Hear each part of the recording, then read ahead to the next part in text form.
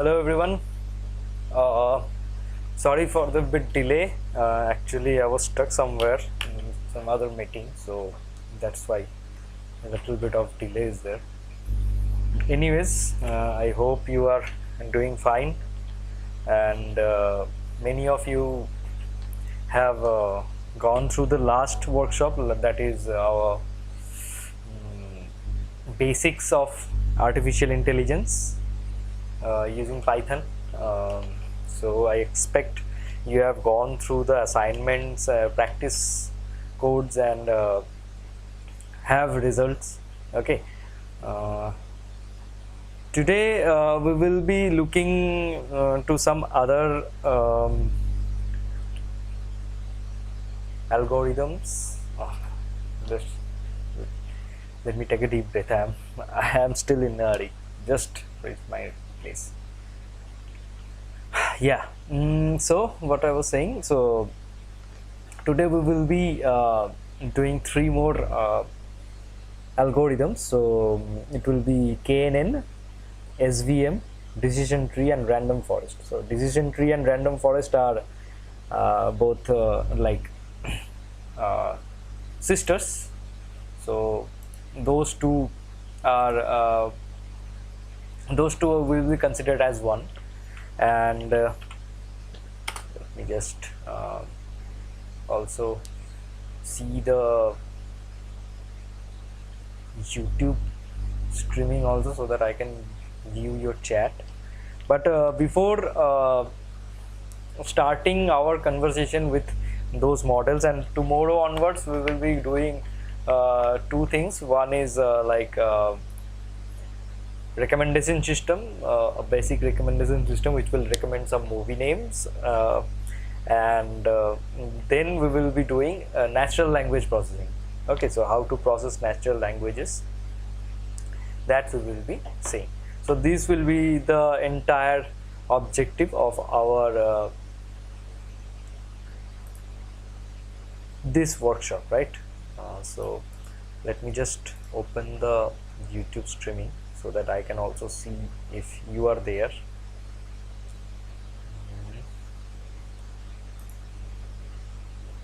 Okay, so only 4 has joined.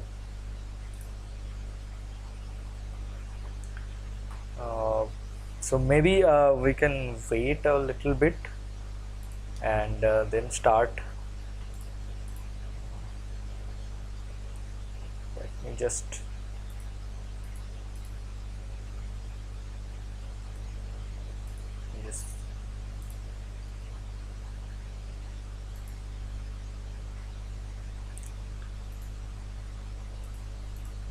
how many of you who have joined this course, this workshop, were in the last workshop also?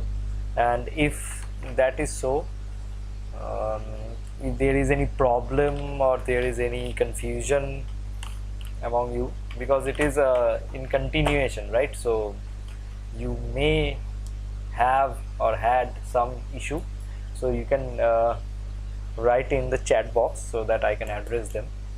So, but as only 6 has joined, so I don't know how many of them were in the last workshop.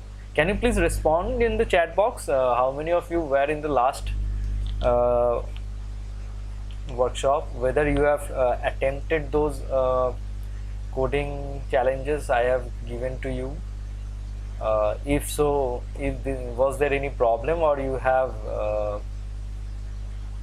successfully done that?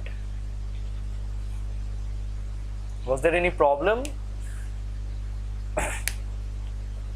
Okay, Nikhil, Indranil, yeah, I remember your names. Kashif also, if I remember it correctly, was there. So you guys have done. Okay, Indranil, what is coefficient? Indranil, coefficient is like, let me just explain you in a better way. Just hold on a sec. Let me just switch my window so that you can see it better. Yeah. So just a second. So if I write y equals to ax1 plus bx2 plus c, okay, so in this equation, that is a linear equation, right? So in this equation, the y is the output. So this is my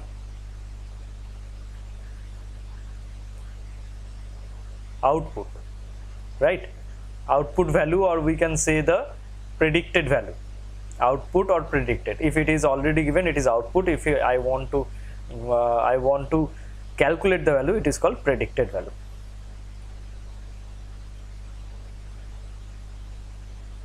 Okay, this thing x1, this x1 and x2, x1 and x2, these two call the features. Okay, this c, it is a constant, right? It is called the intercept, constant or intercept. And this a and b, if I just mark it separately, this a and b, so a and b are the coefficients.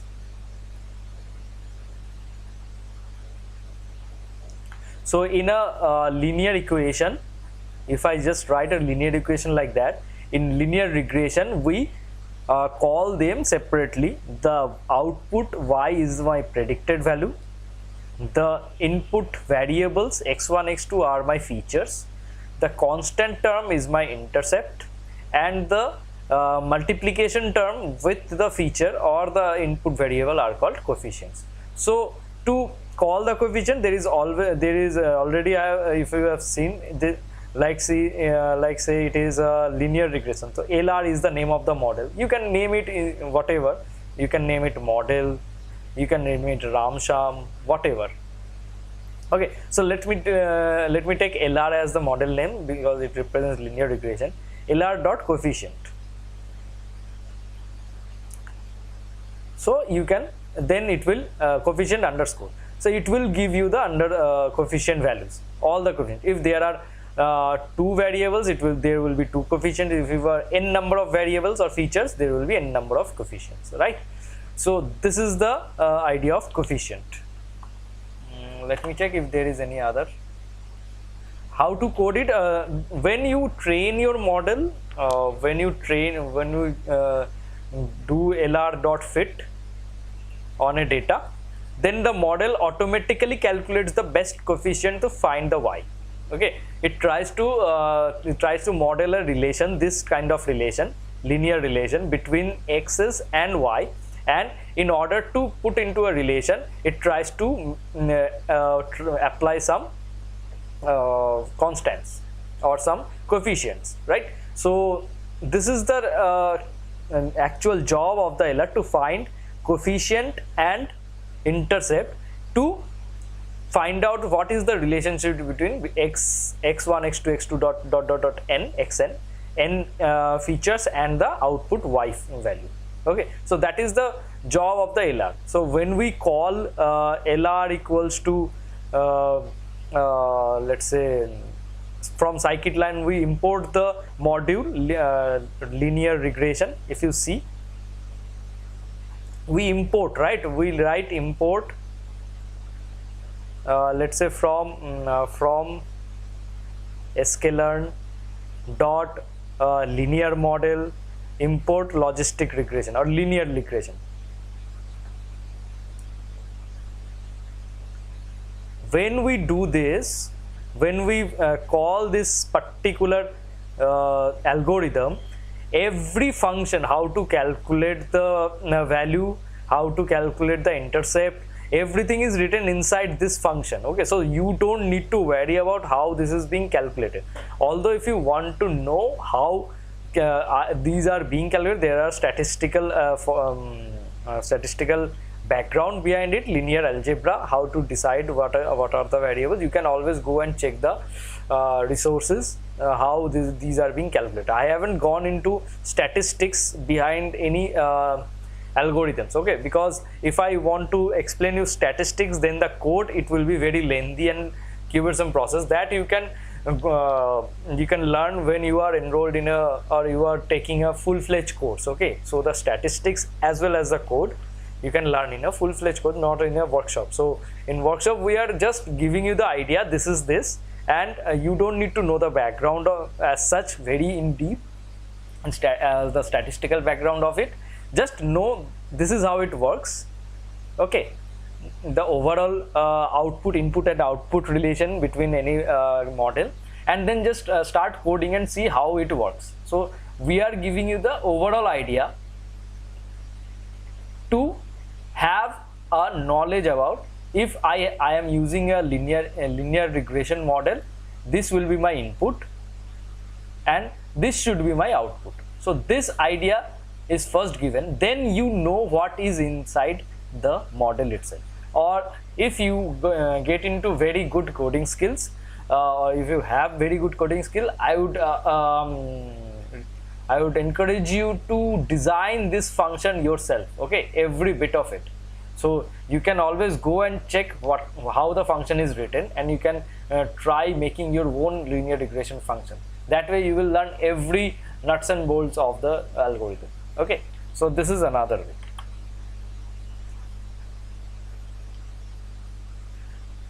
What is the significance of the coefficients? So okay, let me just give you an with an example. Let me try to put it that way.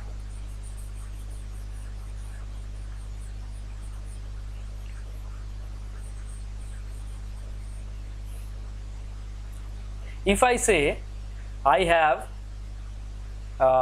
x and y column, and I say x equals to 2, y equals to 10, x equal to 4, y equals to 20, x equals to 5, y equals to 25, 6, y equals to 30. Now I want you to find out what is the relationship between x and y. Are you getting me? So what we will write? A general information, y equals to 5x.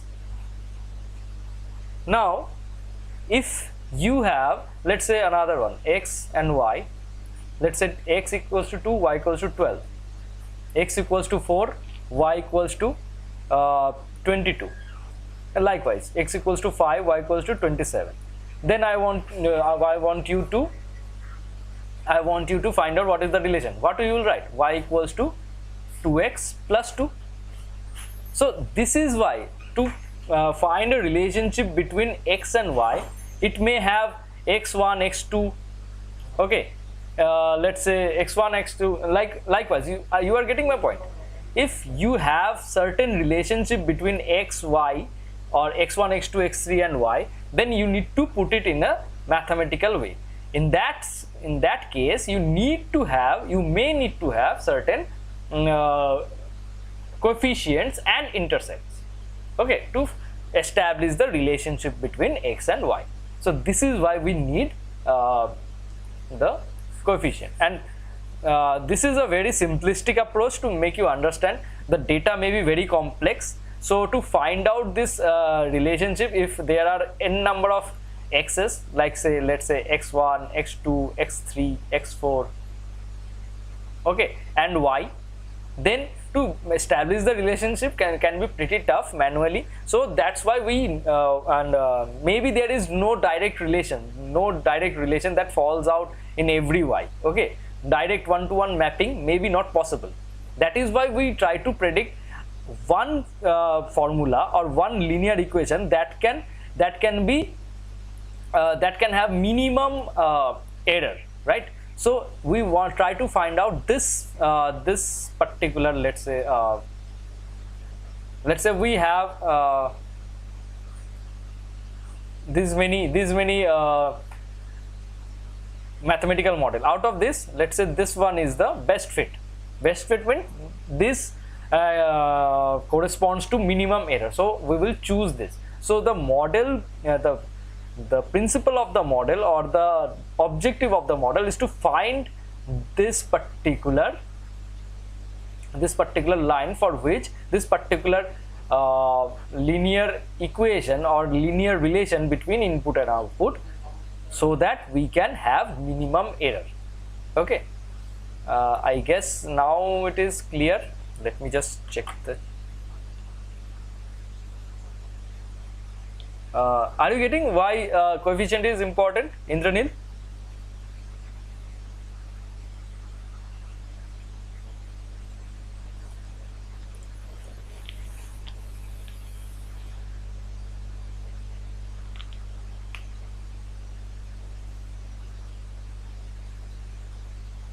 Okay, any other question?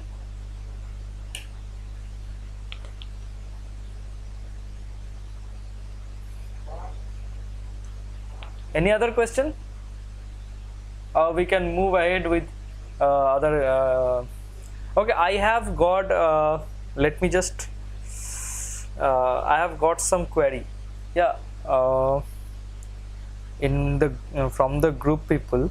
Let me just see and bring it in front of you and ask you if you can answer that. Okay, a person, Vishwa, I don't know who if he is present here. He asked a few questions. Let me just put the question in front of you and let's see what is the response. So he asked, how long does it take to build an machine learning model? Question number 1. Question number 2, he asked how to reduce the errors, that is MAE, MSE and RMSE, and how can the accuracy be improved. Okay, that is his second question. And third question is how to train it properly to get the desired output, which is right output. Okay, so he asked what time it takes to train a model, a machine learning model. How to reduce the error, that is the he asked MAE, MSE, RMSE, that is for regression, as we know. For classification, it is the for classification what we calculate? We calculate the precision, recall and accuracy, right? And for those are our measurements for error. And for regression, that is a MAE, that is the mean average error, MAC mean squared error, and RMSE root mean squared error. So will anyone try to attempt any of the questions? Let me put the first question first. How long does it take to build an machine learning model?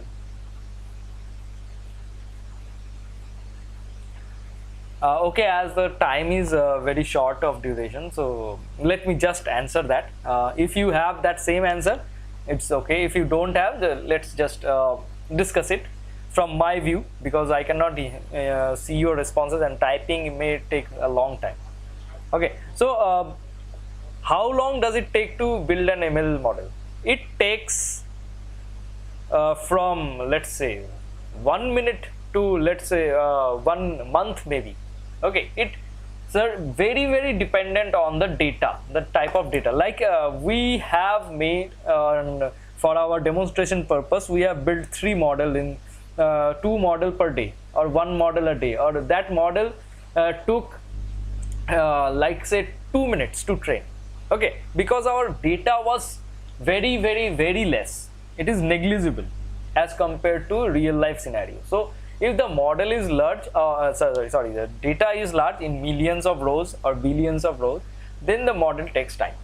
Okay, best approach is to take a sample from the data, not use the entire data on the model you are trying to build. Take a sample of the data, subset of the data, okay, and use a model and see if your model is working correctly on the sample data or not. If so, then you try to train the entire data set on that model. Okay, so that is the approach that is being used. Okay, the next question is how to reduce the errors, that is MAE, MSE, RMSE. So to reduce the error, you need to go for first of all, you need to know what is the error. Okay, if I say MAE is 10 or 100 or 1000, what does that mean? It is also a contextual error. That means if I am predicting a house price, okay, and I am getting a mean average error of 100, that is the 100 rupees. So the house price will be in lakhs or crores maybe. So if I am getting a 100 rupees error, that means our model is very good. Our model is performing quite well, right? But if in case of let's say a book, okay, or in case of let's say a chocolate, if the model is giving a 100 rupees error, prediction the price of a chocolate, prediction the price of what you can predict.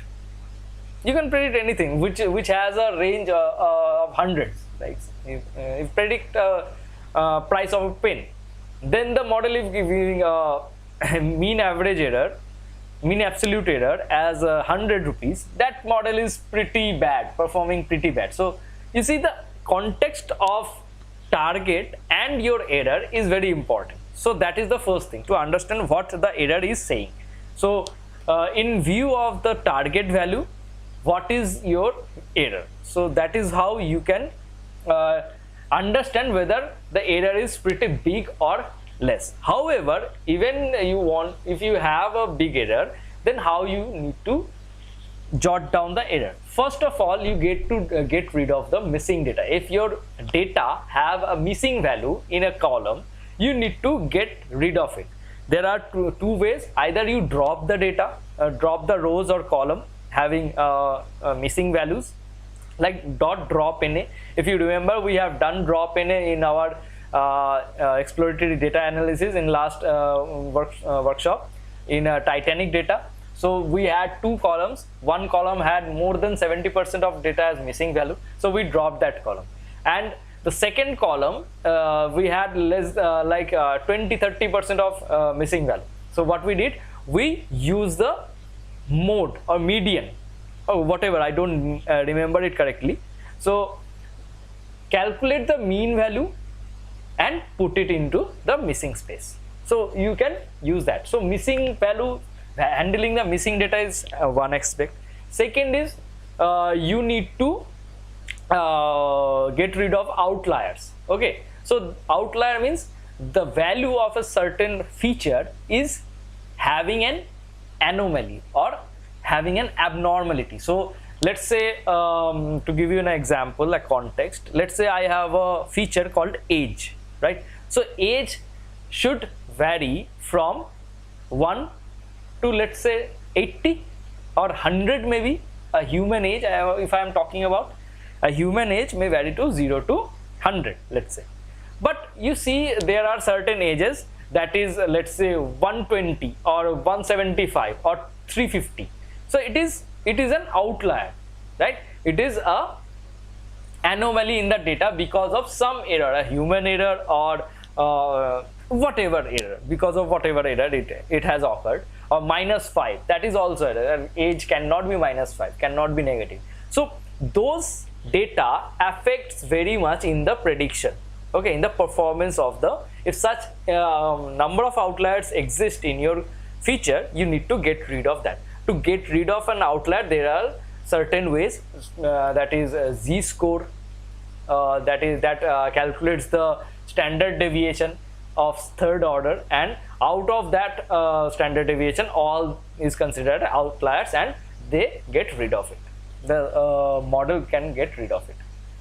Then you can use standardization, that is another process to improve your data. So standardization and normalization is to scale your data from and to.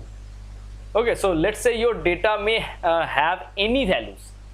For say voltage, a voltage can have -infinity to +infinity theoretically, but you cannot allow all the values, right? Or the range you need to define in order to improve your model performance. So how to improve your model performance? You use a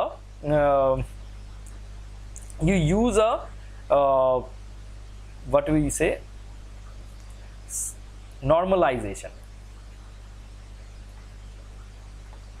Normalization, what it says, normalization, let's say we have a column, okay, C1, okay, it has some certain value, x1, x2, x3, ... So normalization is you take the average. Let's say average is denoted by nu. Okay, so what, and there is a standard deviation. Okay, you take standard deviation and normalization, the x minus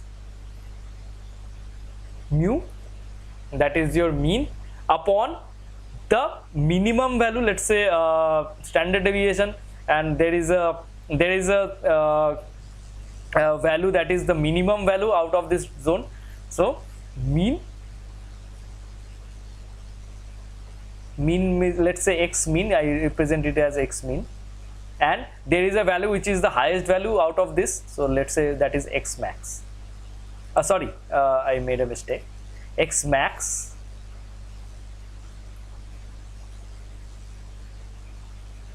minus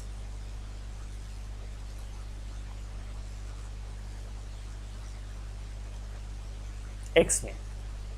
So that is the range we have, and that is the denominator, and the numerator is x minus the average. So that is a way of normalization. There are other ways to normalize using the standard deviation also. Okay, so using certain formula, whatever you wish, you can normalize the data.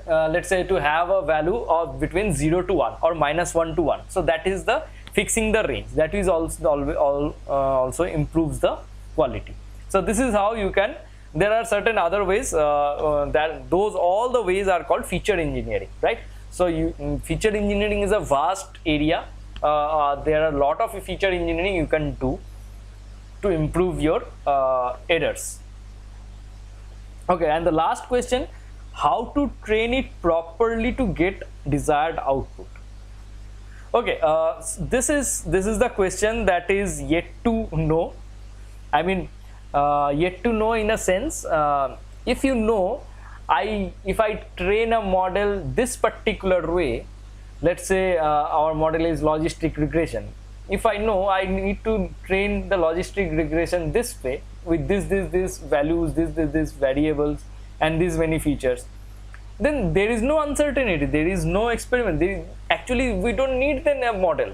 We know these are the variables, these are the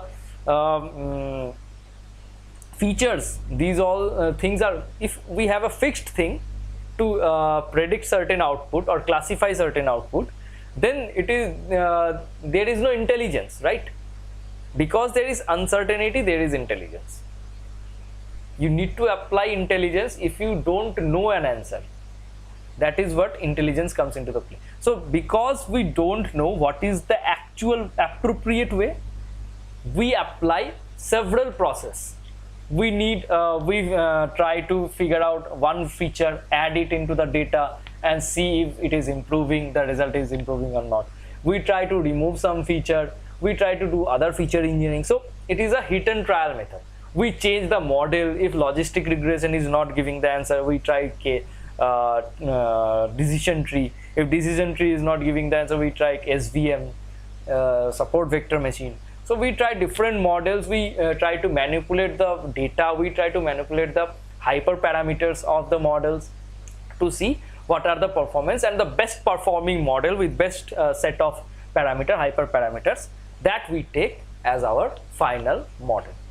So these are the questions that I had after the first workshop. Maybe if there is any other question, or if you have any contradiction to what I have said, you can always put on, or if you have any other doubts on what I said now, you can ask, or we can move ahead with the models we thought of covering today.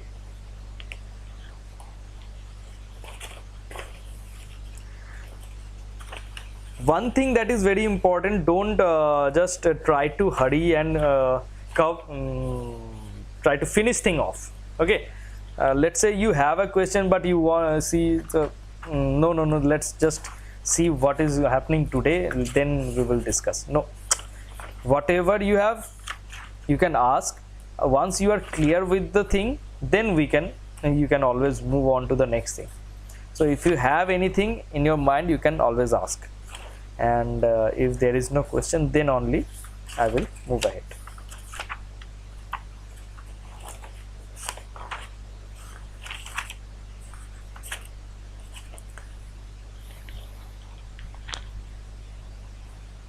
Let me check.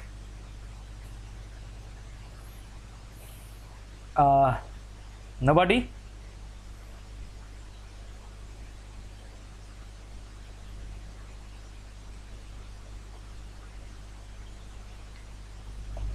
Okay, in that case, we will be doing the next algorithm, that is KNN.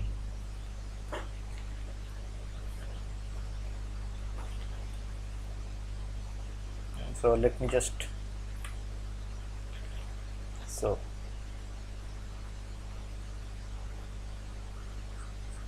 that stands for K nearest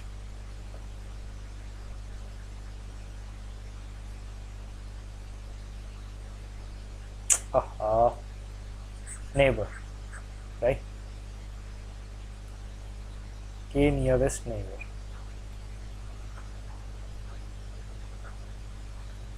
So what is the concept of KNN? This is the what I can say, easiest, simplest algorithm of all. Okay, so these are the two adjectives for KNN. Simple, it is the simplest to apply. How it works, it actually best explained with an example. So let's say we have a data set, right? So let me just put it in a graph.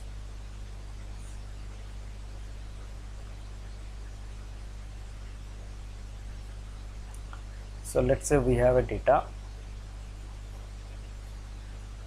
Can I draw a graph here with,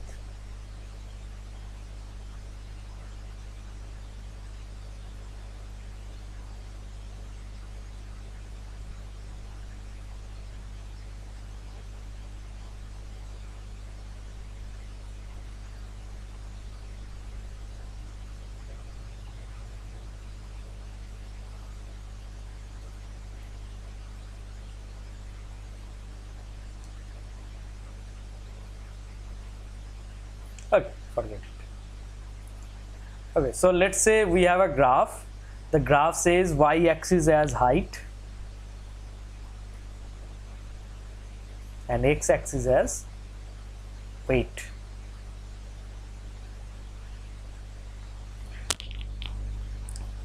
Okay, and let's say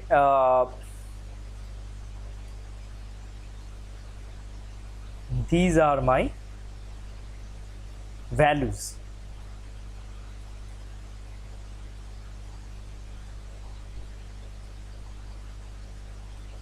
Okay, I will explain which value is what, and these are my values.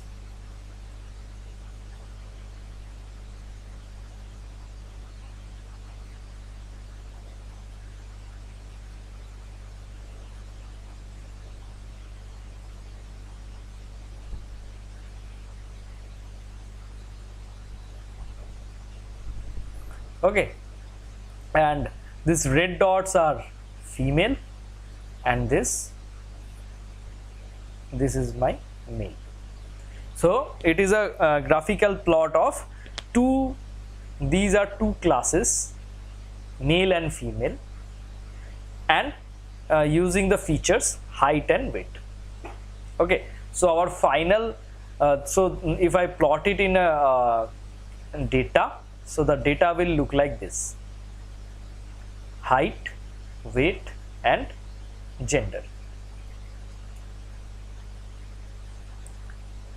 So it has some numerical value.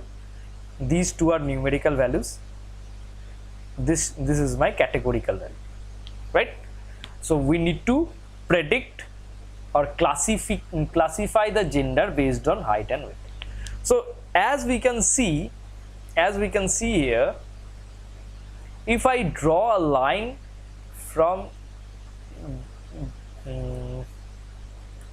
let's just, if I just draw a line here, we can almost classify it, right? But instead of drawing a line, in case of KNN, what we do, in case of KNN, we first take all the points, right? So we take all the values. Let's say we have 100 values, we take 100 values and store them. So first is store the data. So that is the very important point of KNN. Okay, it stores the data, entire data set. Okay, then when a new value comes, let's say this is my new point. When a new value comes into the place, what it takes, it calculate the distance of this. Let's say this is my point P. This is my point P. It calculates the distance from P to the neighbors. The P is distant from, let's say now K is represent here. K represents the number of neighbors it will calculate the distance with. Okay, so sort the point in your data by increasing distance from K. So it will calculate the distance from all the points actually, and it will sort it. So let's say from x1 minus P is something A, x2 minus P is B, likewise. Okay, and then it will sort the distance. Let's say A is greater than B, so B will come first, A will come second. Like this it will be sorted. Now from that sorted data, sorted distance, it will take K points. Okay, so let's say if I said K equals to 5 or 9, it will take top 9 points, sorted distance from P. From that sorted distance 5 or 9, it will check how many of are female and how many are of male. Because the reason, because I take an odd number, that's because the number of male or female won't be same, right? If I am taking a odd number, you can also take even number, no issue in that, but in that case it may depend on the values also. Okay, the value it is distanted from. So number of male and female, it will check. If the number of male is greater than number of female in the neighbor, then this point is also will considered as male. If the other case, female is greater than male, then the point P will be, it will be considered as female. So that is how KNN works.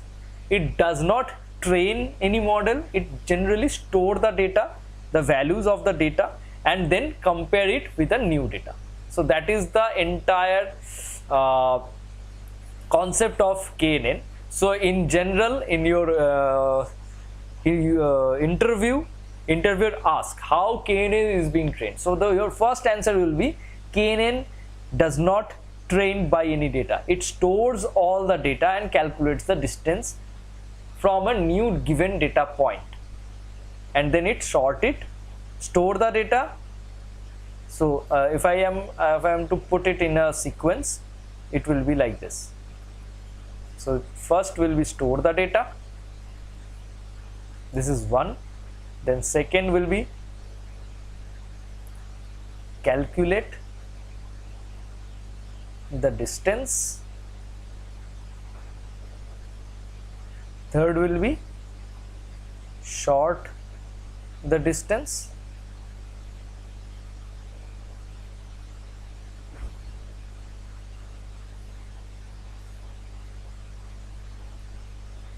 then fourth will be take K shortest distance, then fifth will be see which class is in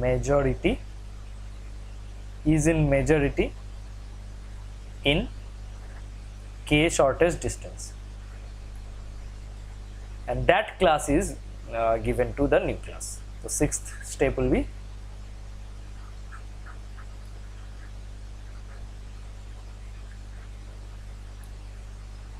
majority class as new class, as new data point class. So that is how KNN works. So I guess this is clear. With this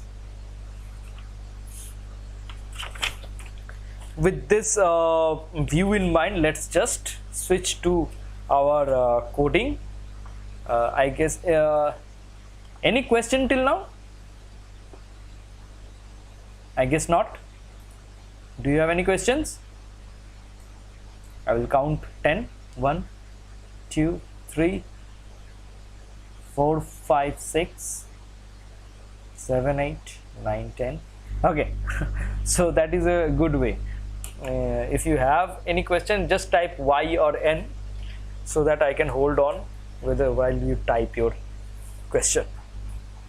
Okay, so let's just move to the coding part of it, so that the fun should begin. So what I will do, I have already written down the code, so I won't be typing it up.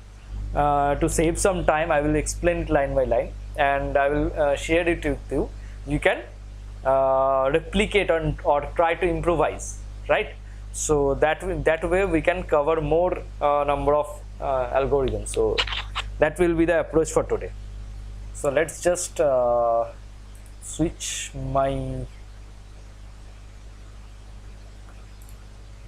I will just, I guess my webcam feed is not important, so I will just hide it. Yeah, let's jump into our KNN. Okay, so in KNN, let's these are the first importing the libraries. I guess all of you are aware with the libraries. If you are not, let me just give you a brief. Pandas is for using the data frame and other data representation, manipulation, plotting. You can do a lot of things with pandas. Seaborn is a visualization library. It uses the matplotlib as base. Matplotlib.pyplot. Matplotlib is the most powerful visualization tool we have in Python. Then NumPy is for array manipulation, and matplotlib.inline is to plot those plots or figures inside the Jupyter notebook. If you don't use it, then also it is fine. It is just a decorator. Okay. If you have heard the term decorator for the first time, I encourage you to go and find out what a decorator in Python language is. Okay, so something you should discover on your own. So let me just run it. So I have imported the libraries. So let's just get the data. So the data context of it, you have been given a classified data from a company. You don't know anything about the data. They have hidden features called feature column, so you don't know any context. What are the columns? What the columns represents? Okay, but given you the data and the target class, so we will try a KNN model. Okay, so let me just import the data df. So I have index call equals to 0. The 0th column will be our index column. That is how this is written, index call equals to 0.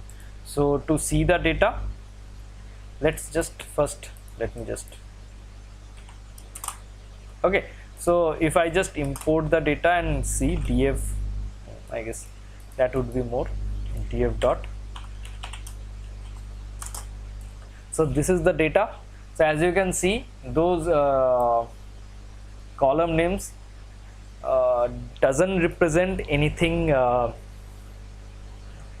meaningful, and the target class is binary 1 and 0. Okay, so we don't know anything about the data. The domain knowledge is absent here, right? So what will we do? First, if you don't know, or even if you know, the first practice is to standardize the data. The normalization and standardization I just talked about a little ago. Okay, predicts what is the reason? Because the Kernel classifier predicts the class of a given test observation by identifying the observations that are nearest to it. The scale of the variable matters. You understand that? If the scale is varying very largely, the values will be far apart, but actually the value has a big variance. That is why the values are apart. But if you don't have standardized value, model won't understand that. Isn't that so? Model won't understand whether it is having a variation, large variation, or a small variation. So to make that model understand, you need to scale the data in the same scale, right? That is what standardization means. Any variable that are on a large scale will have a much larger effect on the distance between the observation. Hence, Kernel classifier variables need to be on a small scale or same scale. To do that, you don't need to do anything, as everything has a function inbuilt. Okay, so that is the good news. Scikit-learn almost cover every aspect. So sklearn.preprocessing standard scalar, you can go and type in Google and see how it works. Okay, so what you need to do, just like your model, you just call the standard scalar. Okay, and you create an instance. Okay, create an instance like standard scalar, and that instance then you need to fit onto your scalar.fit onto your data, right? So what is our data? This is our data. Now you don't need to scale your target class, the final target class, because it has only zeros and ones, and you want to predict this thing. So what you need to scale? You need to scale your features, right? Only the features.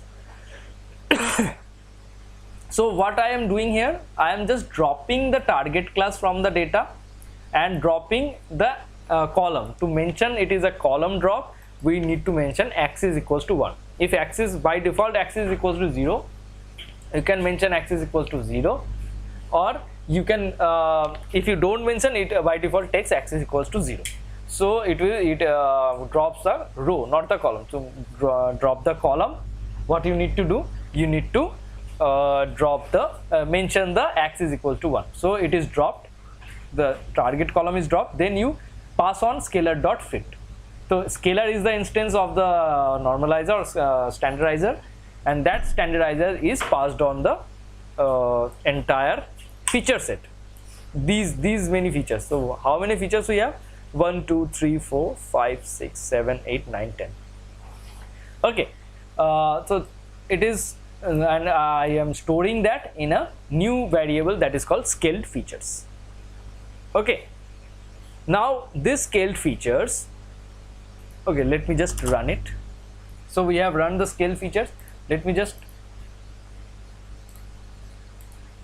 see what is the scale feature.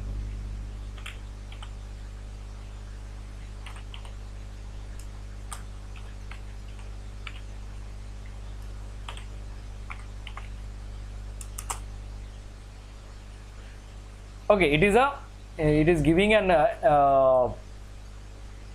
sorry, I just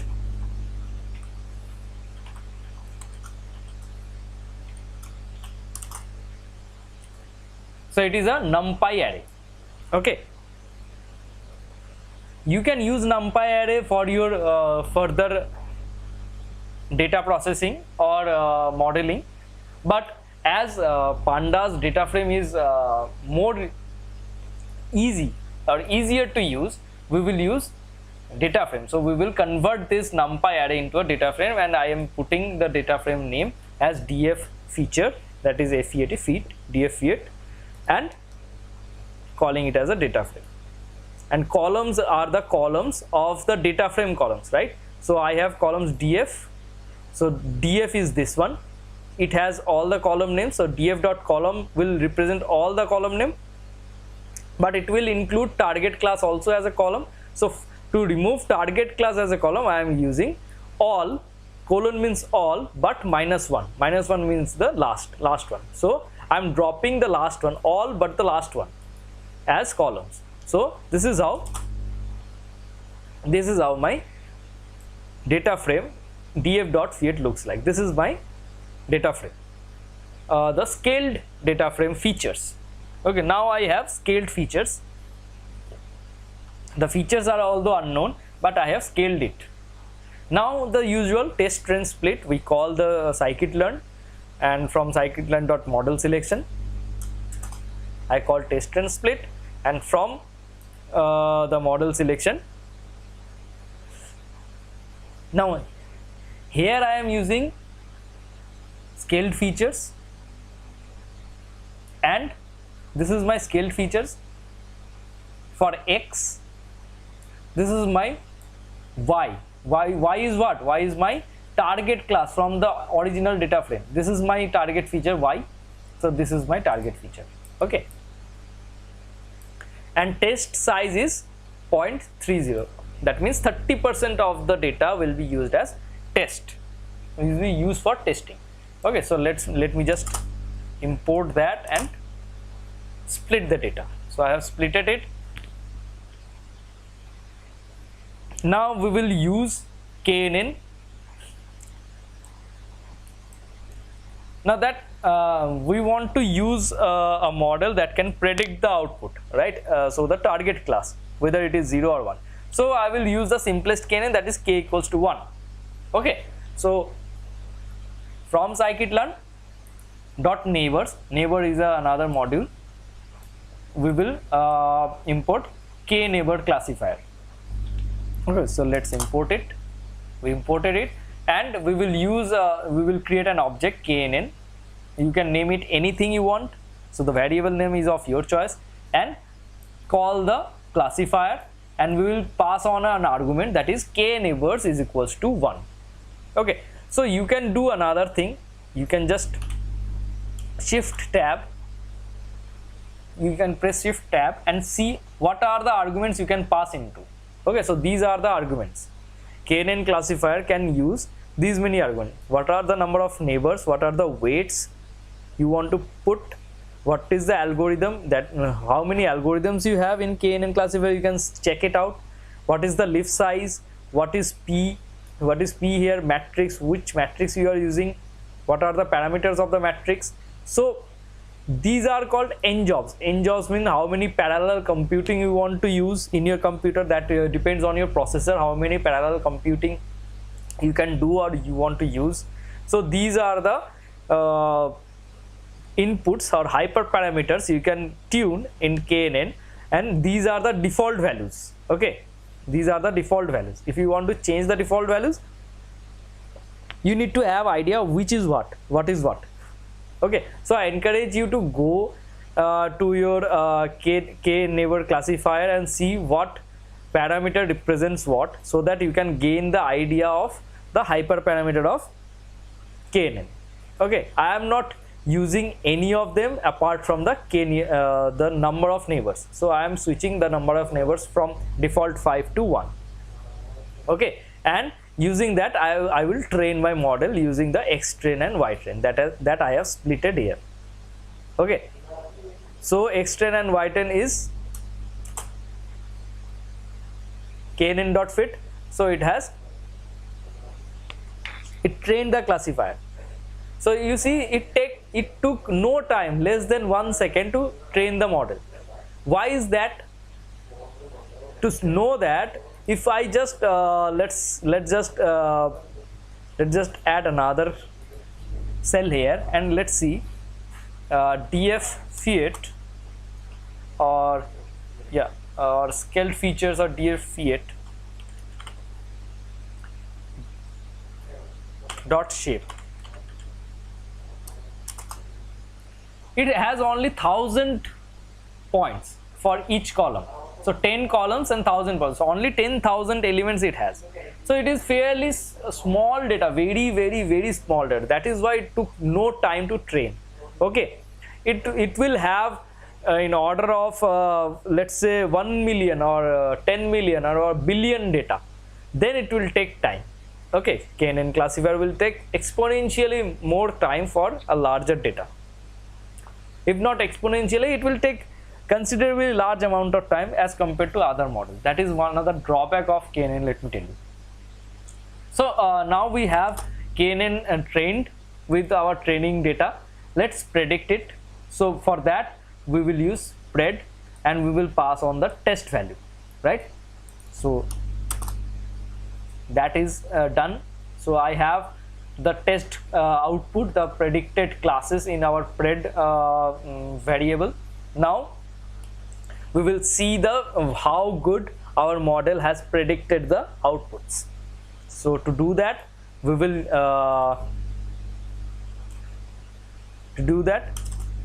will import some evaluation parameters, that are classification report and confusion matrix. These are bundled into scikit-learn.matrix. So scikit-learn.matrix is another module which have these evaluation parameters. So confusion matrix you already know, and confusion report, it produces all the outputs together. Okay, so you will see here, you will see here. So print confusion matrix y test, that is the actual output and the predicted output. So if I just run it, you see the actual output changed because of the randomness of this test and split. I haven't mentioned the random state, right? So every time I run it, it will vary because the elements in test and train variables will be different. Okay, if you run this, your output may look a bit different from this. Okay, so in my case, this is the output. What this output means, what this confusion matrix saying us, the confusion matrix is telling us the columns are the predicted values, if you remember the confusion matrix rightly, and the rows represents the actual value.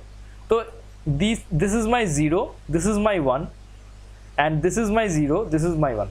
So 0 0 is the right prediction, 1 1 is the right prediction. So this diagonal represents the right predictions. So I have predicted 0, actual 0 as 0 145 times, I mispredicted actual 0 as 1 16 times. Similarly, I have predicted actual 1 as 1 135 times, and I mispredicted actual 1 as 0 4 times. So this is the outcome of the confusion matrix. Now let's see the classification report. Classification report actually prints out the precision, recall, and F1 score. Okay, don't worry about the support thing. It actually support how many number of parameters, how many number of test values it has taken to calculate this. Okay, that is the number of samples. So the precision on 0 is 97 and precision of 1 is 89%. The accuracy is 0.93, that is 93%, which is pretty good. Given that we don't know the context of the data, so that is pretty good. Now you can check the k value. What is k value? What is the optimum k value we can take, right? So we have taken k as 1 and that is the result we have got. So this is there is a error rate list. I have created empty list as error rate. So I will increase the value of the k and see apply the k on our model and see what is the error, and I will append it in our this empty list. Okay, so this is the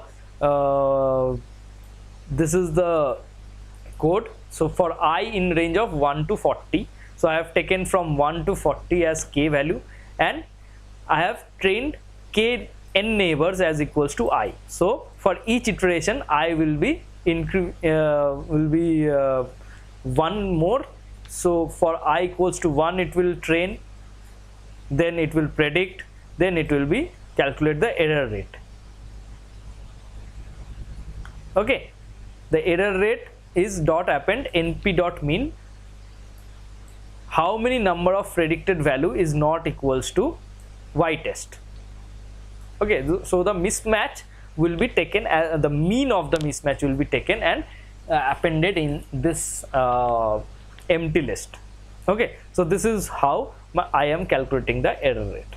Now I will plot the error rate and see how it is being differed. So if you see, I have taken a plot, figure size is 10 by 6, the range is 1 to 40, and that is my x axis, the error rate value is my y axis, and these are the customization. Color is blue, in style is dashed, so that will be dashed line, marker will be 0 or O. Okay, and face color is red, marker size is 10. Okay, you can customize more. You can I encourage you to check the customization of a matplotlib plot. Okay, these are the title, x level, y level, and error rate. So if I so let me just run this thing. So let me just run this one. Okay, it is done. Let me just run. So it is expected to change because the values are random. So let me see. Yeah, it actually changed. So this is how my error rate is changing. So for last value it was changed after around k greater than 3. The change is not that much, but here we can see after 24 maybe. Yeah, for 24, less than 24, the error rate is not minimizing. Okay, so we will take k equals to 24. Now for comparison, what we will do, we will take k equals to 1, and then we will take k equals to 24. So let's do that. K equals to 1. So this is my output. The accuracy is 91%, and k equals to, let me take 24 because now this is coming out to be 24. Let's take 24 and let's just do this. So as you can see, this is the output for k equals to 1. For k equals to 24, it is improved. You see here 147 and 14. Here we have 145 and 16. Right? So the misclassification has gone down and the actual classification gone up. Similarly for class 1, 10 number of misclassification and 129 number of classification, and the misclassification gone down from 10 to 4, and actual true classification has gone up from 129 to 135. And accordingly our accuracy has improved, our precision and recall has also improved. So you can compare these two, right? So this is how our KNN working is done. So I guess it is a fairly simple algorithm to understand. If you have any question, let me just check.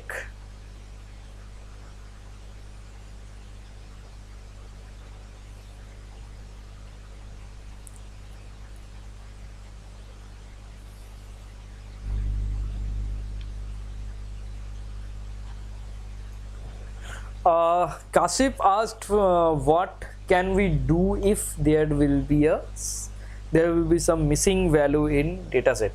Yeah, of course, if there is a missing value in dataset, you can drop the rows with missing value, or you can, if there is a particular column having a large amount of missing value, you can drop the column. or you can replace the missing elements with your median or mode or mean. Out of these three, you can choose accordingly which best suits for your data set, mean, mode or median. You can replace those. Indranil, yeah, ask.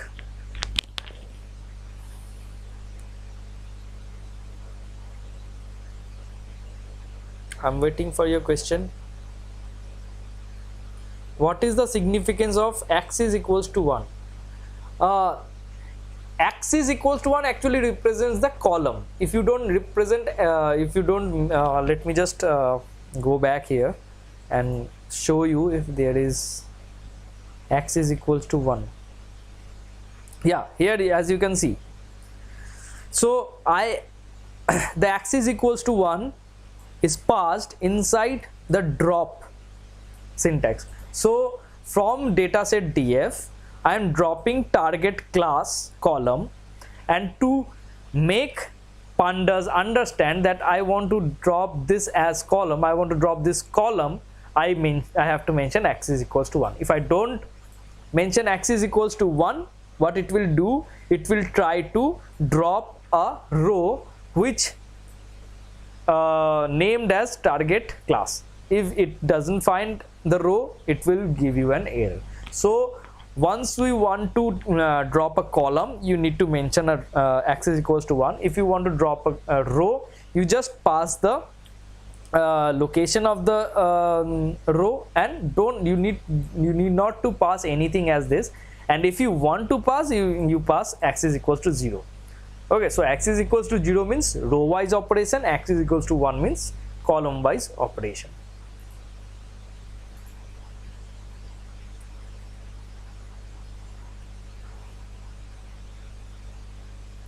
Index column significance.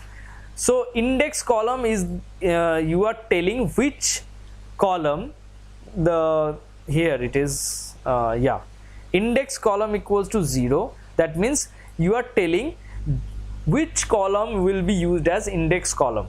Okay, if you mention something like a WTT, it will be used as WTT as index column. Okay, you can do it by reset index also in a letter case. But if you want to read a CSV file and use a particular column and index column, you mention which number of column 0, 1, 2, 3, 4 or the name of the column as index.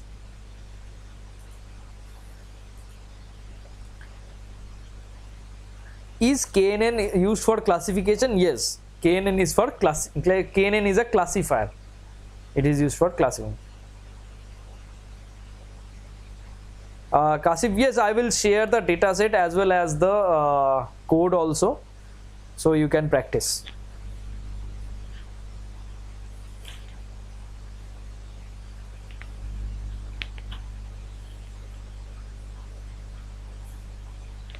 Okay, is there anyone else with any question left, or we can move ahead?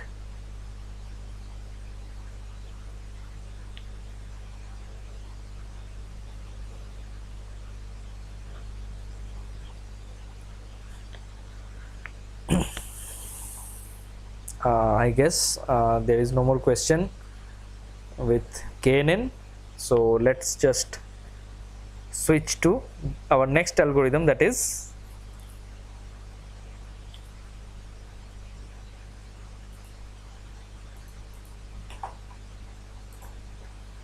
support vector machine.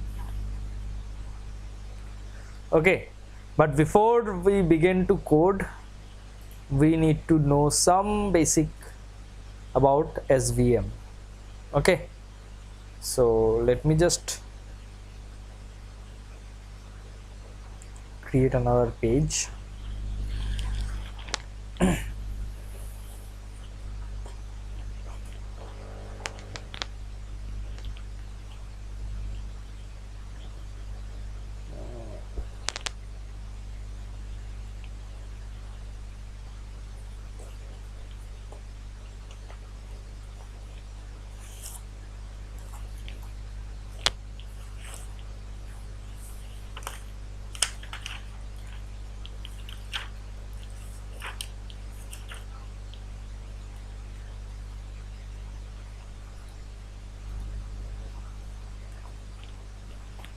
Okay,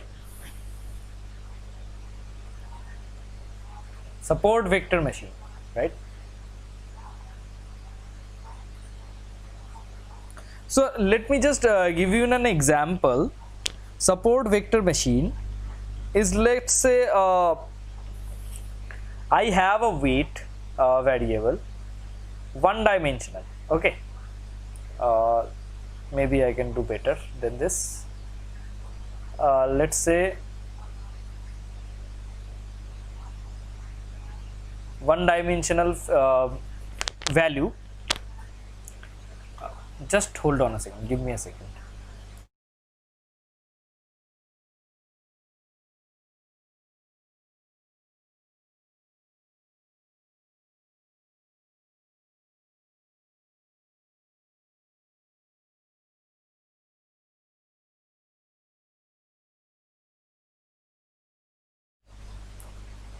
Yeah, so let's say we have a scale of weight. Okay, so we have, let's say, weight here, weight of a male, same equation, and female. Okay, so let's put male like this,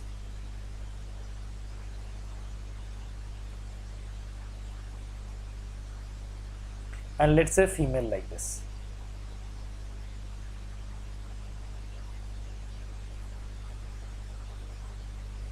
Okay, now I want you to put a threshold in this scale in order to classify male and female most correctly, right? So it can be done in several ways. If I put here also, here only, let's say this is my threshold, I can say this is my let's say female, this is the other one is male, right? This is my male. I can put here also T2. I can say this is my male, this entire is my female. So if I want to put a threshold between two distinct data points, how to choose the threshold points? Okay, so that to put a threshold that can actually classify. So let's say I am putting this as a threshold, T3. I can say this is female, this is male. That can also be a situation. So I have three kind of threshold option that I the male and female correctly. But that depends if I have a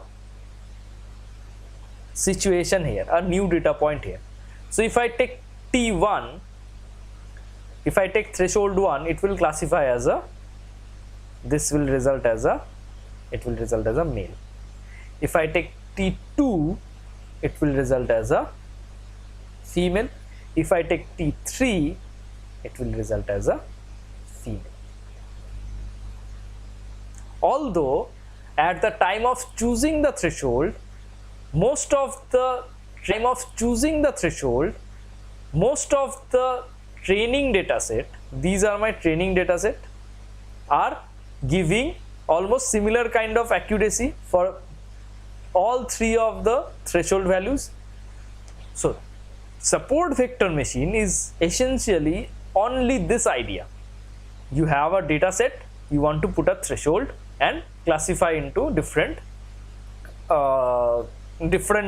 classes, separate them into different classes, and the threshold should be accurate enough to classify very closely spaced data or very largely spaced data also, however the differentiation is. Okay, so this is a weight, this is one example, one scenario. Let me just put another scenario. So if let's say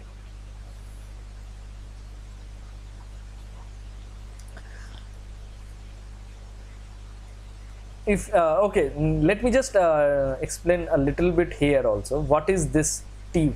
and how to select the t. So this t's, all these t's are my thresholds. Okay, so t represent threshold. So if I take t1 as threshold, the nearest value that is this particular and this particular value, the two different class values are this one. Let's say this is d1, this is d2.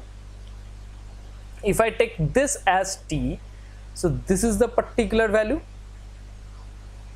Let's say if I don't have this, let me just erase this one. So it will be something like this, this much and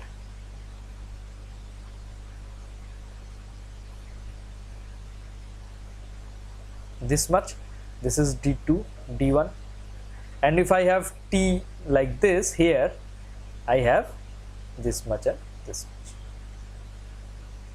much, d2, d. So this d is the shortest distance between the observation and the threshold. Okay, shortest distance between the observation, these are the observations, and the threshold, this is the threshold. Okay, and when we use the threshold, that gives us the largest margin for both sides. It's called maximal margin classifier. So if I am to let's just, it has become very dirty, so let's just draw it again. Okay, let's just have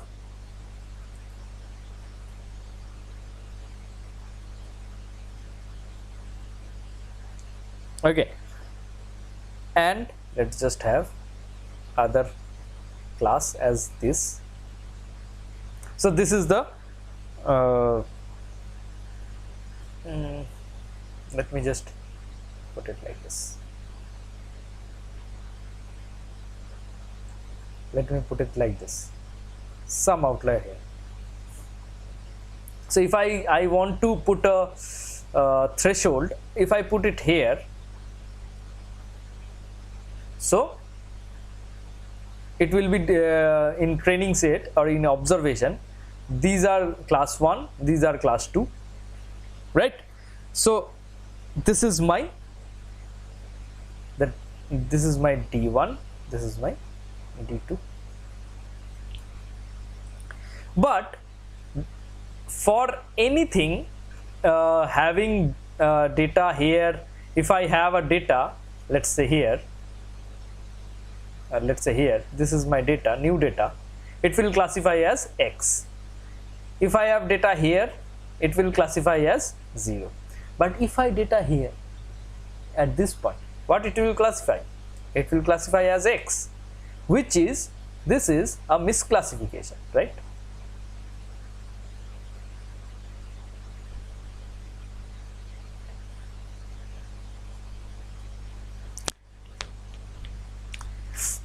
Right? So if I follow the maximal margin classifier, which maximize the margin. Okay, so this is the margin, maximize the margin. So here d1, if I the margin, if I want to calculate, let's say d1, d2, if I put it, you will be confused. Let's say this is minus d, this is d. If this is 0, let's say this is d, this is minus d. What is the margin or distance? D minus d. This is minus d, this is d. So that will be the distance. Okay, so when we use the largest possible all the group, I want to actually, the idea is to put all the group in one side and other group in other side. Don't allow any outliers also to be part of other group in training, right? So we are induced a very big variance here. If you have an idea of variance and bias, you can put it this way. The maximal margin classifier this margin, this is the margin here we are using, this much of margin from the distance. So I am allowing all possible values to be grouped together and all possible values to be grouped together, right? So the margin is maximal for X class, and if I want to put like this 0 0 0 0 0 and x x x x, ठीक है. और अगर मैं यहाँ पे करता, if I have a margin here or a threshold here, so I am maximizing, sorry, if I put a threshold here, so I am maximizing the margin for this class. Here I am maximizing the margin for this class. So if I use maximal margin classifier, it is heavily sensitive to an outlier like this. This is an outlier, this is an outlier. So because of an outlier, the threshold can shift largely. To avoid that situation, another thing, another concept that is called soft margin.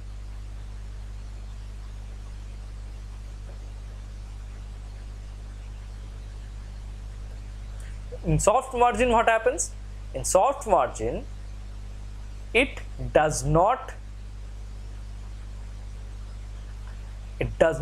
take account the outliers. It will overlook the outliers and put a margin from the nearest observation without the outlier. So if I take X as a class, this is an outlier, so it will omit this. If I take 0 as a class, it will omit this, and then it will calculate the margin, largest possible margin, okay, and then it will pose a threshold. So here then I can classify a class quite accurately. So this is when I am using soft, so this is called soft margin. So when we use soft margin, that is called support vectors.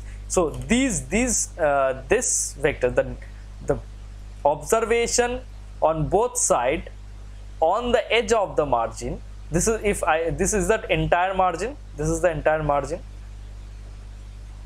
and these two are the elements or observation on the margin or nearest to the margin. These are called vectors, and this process of creating largest margin is called support vector meshing.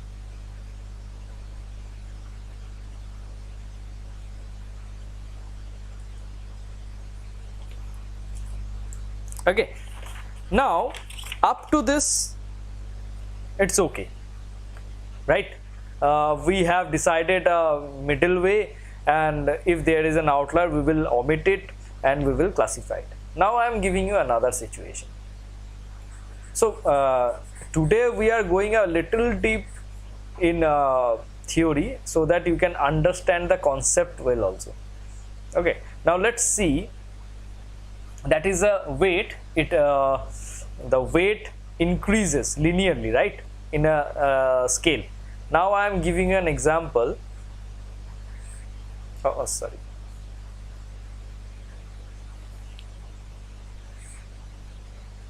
Now I am giving you an example.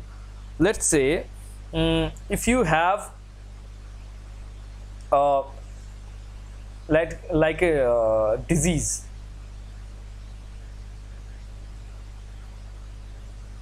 Okay, let's say fever. So the doctor give you a particular medicine with dose, okay, dosage. So the medicine have dosage, let's say 25 mg, let's say 75 mg and 50 mg. So if the doctor has suggested you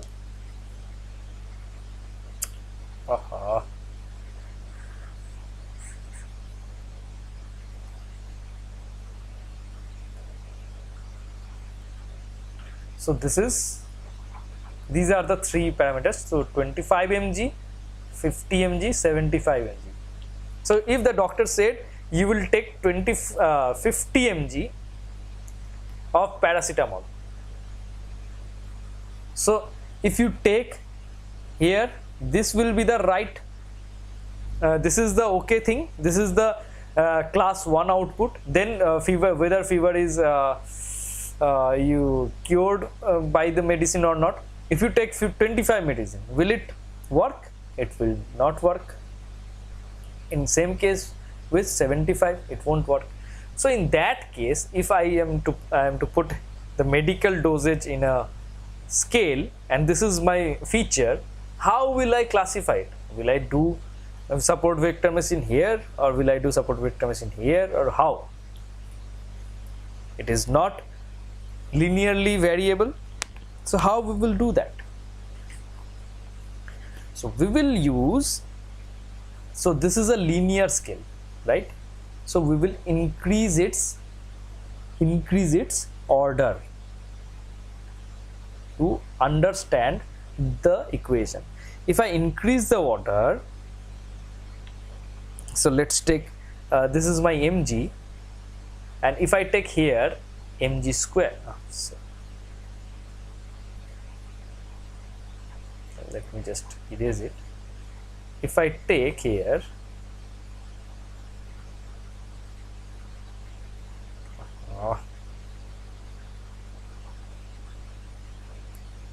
okay, if I take here mg square, so mg square will be, let me just put all the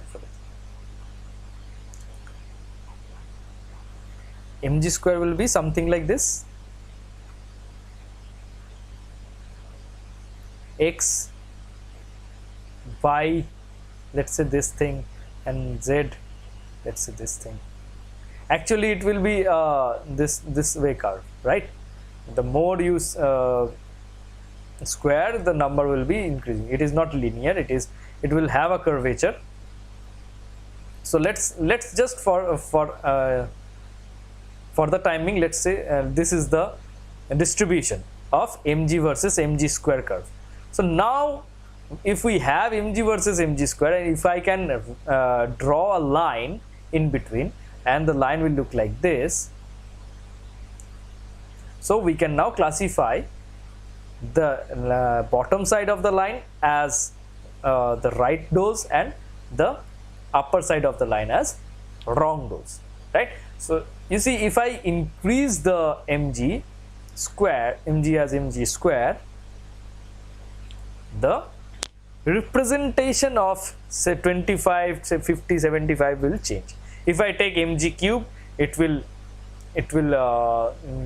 vary more, right? If I take other like say let's say the y will be, let's say pi by 4 root over mg, it may vary differently. So which equation or how we will vary in y direction depends on us, or the order or the pattern of the variation will depend on us. So this is how we increase the order or the dimension of the variable to find a separable line between the classes. Okay, so this is in short what we we decide, we move to 1D to 2D, 2D to 3D or higher dimension in order to decide whether right or wrong between the classes. So how do we decide how much we need to move? Right now we have taken mg square. Why didn't we take mg cube, or why didn't we take this this equation for that matter? So we use something called kernel function to systematically find SVM in higher dimension. Okay, there are different kernels such as linear, polynomial, RBF, sigmoid. Okay, so using different functions we can decide what are the output of those functions. Okay, if we take polynomial, so those are poly, RBF, sigmoid. Okay, these are different functions we can use to change the dimension.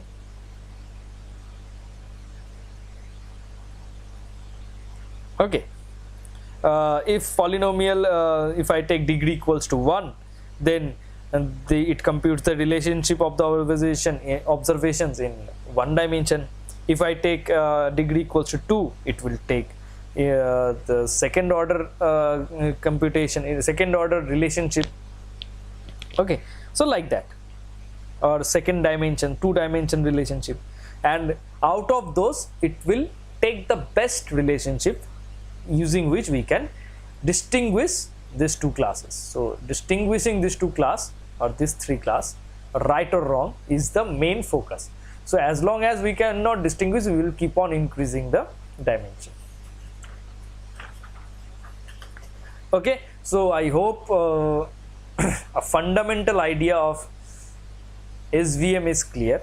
Now let's just switch my window and let's start see the coding, how we code.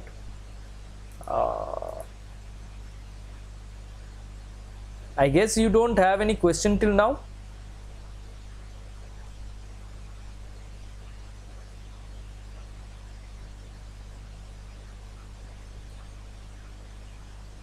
If you have a question, type yes. If you don't, type no.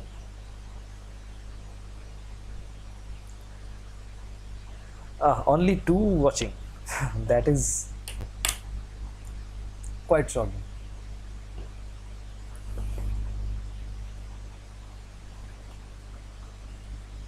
Anyways, let's just move on to the code. So here we imported the libraries. Okay, now for this purpose I have used the breast cancer data from the scikit-learn dataset itself. It is an inbuilt dataset from scikit-learn. So I have loaded the data in a variable cancer. So dot keys, it is a dictionary form, so I will call the keys, and these are the keys, and these keys has variable values. So the DESCR is the description of the data. So if I call the description, this is the description of the data. You can follow the description here. And then the key feature name, these are the feature names. These many features are there in the data. Okay, now we will use the data key as our features, and the column name will be the feature name. So, and we will use our data frame to store it at df. So we will use df.fiat as our data frame of features. Okay, and the information of different columns are this. So all of them are float data type, and these are the column names. You don't need to worry much about the disease details and column names. And the target variable is this. Okay, so target is 0 or 1, or that means whether the patient have or don't have a cancer, right? So I will use df target as our next data frame for the target variable. So let's see the df. This is my df with features. Okay, you can do the exploratory analysis on your own. I encourage you to do that. If you don't have domain knowledge in your project, you will have more to visualize for data. Use correlation, see the correlation between the features and all. Visualize some data using these things, using the features. Okay, try it on your own. We have done a fair amount of part of EDA, so I won't go into that. So directly to the test and split, we split the data. Okay, and then we call scikit-learn.svm import svc, support vector classifier. Okay, so svm is the module and we are importing support vector classifier, and we use name model to create an object of support vector machine. Then we'll just fit we will just fit X train and Y train that we splitted here from our feature and target column, and we fitted it here. Now the prediction time, we stored the output prediction in prediction variable, and then we will use confusion matrix to see whether our prediction is accurate enough or not. So to do that, we import classification report and confusion matrix, and we compare our actual Y test, that is our actual class, and our prediction class, and put it in a confusion matrix. So this is my confusion matrix, that is 56 of non-cancer patient is detected as non-cancer patient, and 10 with, although they are non-cancerous, they predicted as non-cancerous, as cancerous. And on the other hand, 3 patients who have cancer is predicted as not cancerous, and 1/2 patients who have cancer is predicted as has cancer. The classification report looks somewhat like this. It is a fairly accurate 0.92 or 92% of accuracy we have achieved without tuning any parameter. And let me tell you, if you do if you call SVC and if you press shift tab, there are a lot of parameter you can tune. Okay, so you can tune C, kernel, degree, gamma, coefficient, shrinking, probability, tolerance, check size, class weight, verbose, max iteration, decision function shape, break ties, random state. So these many hyperparameter you can tune in order to improve your classification output without modifying your data or feature. Okay, so I encourage you to go through each of the hyperparameter and see what the hyperparameter actually means.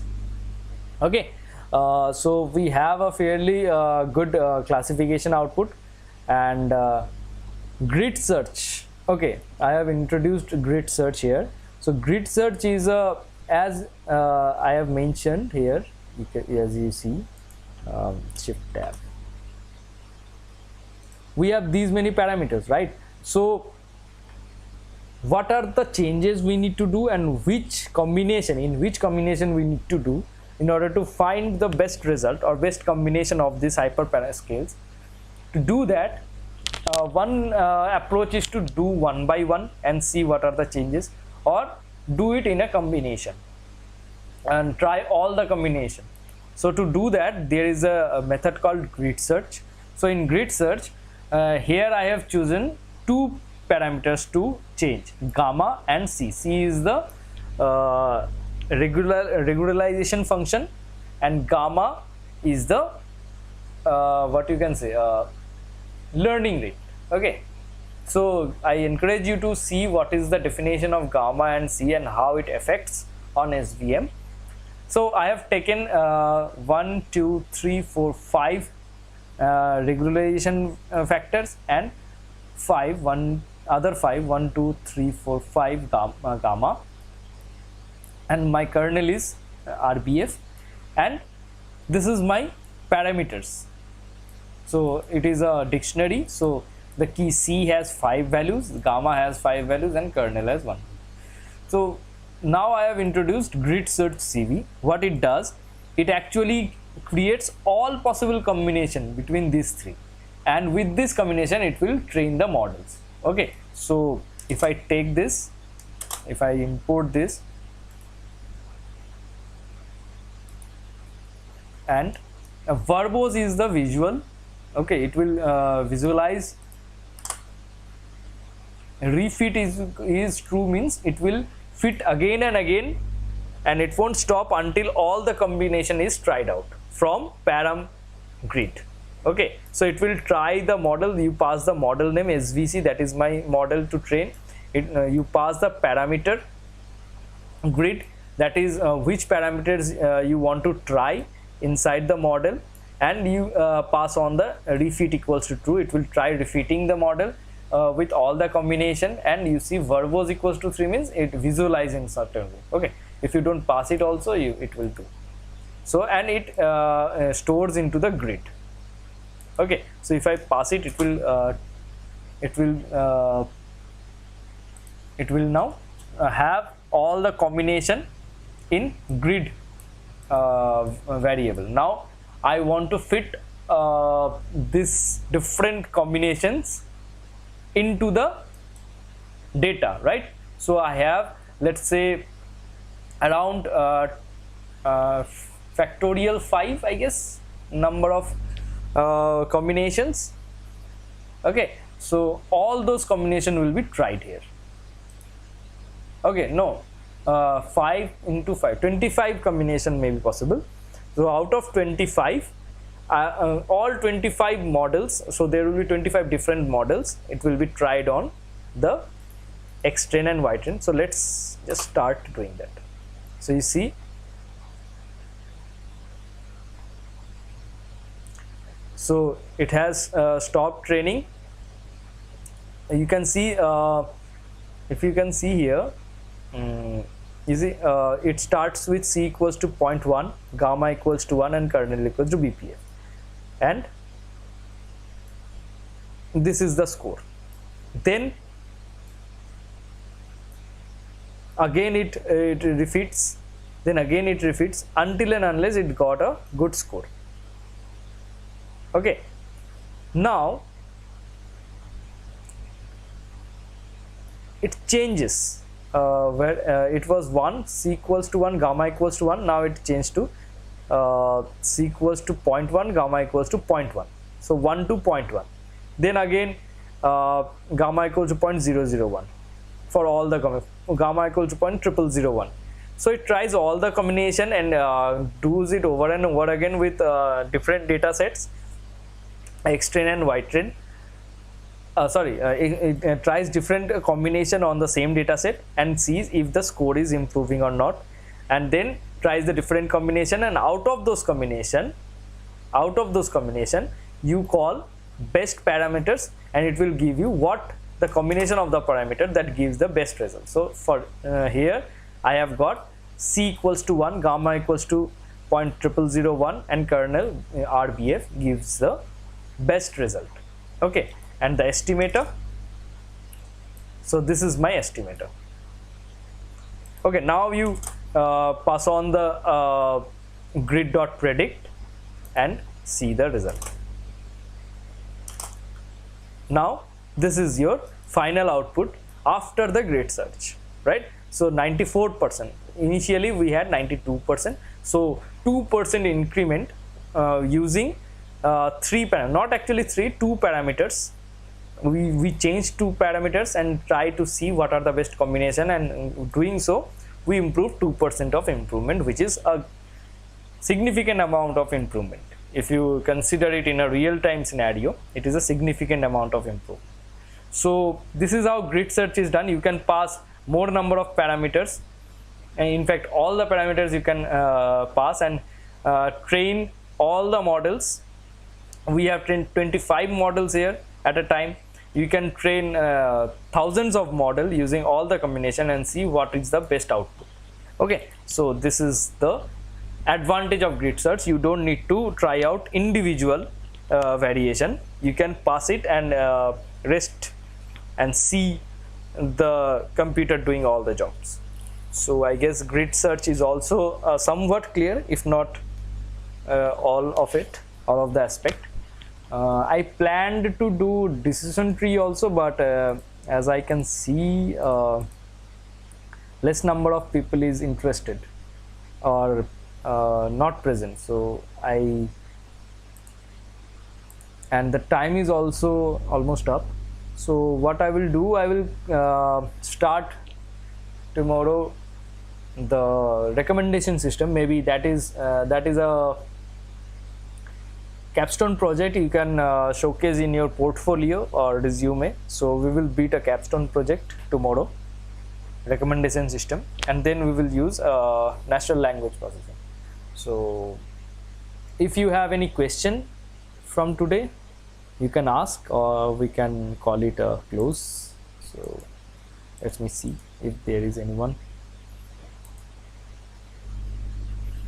I will give you all the dataset and the Python file .ipynb file. You can check it and practice it for your own. But now if you have any question, you can ask, or we can call it off.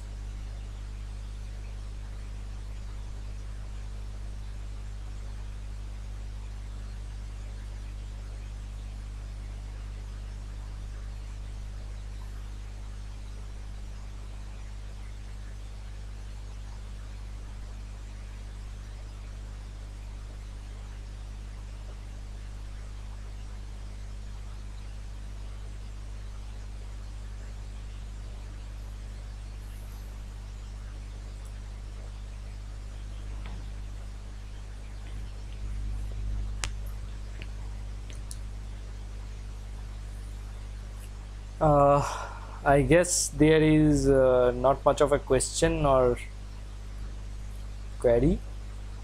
So thank you for attending. uh,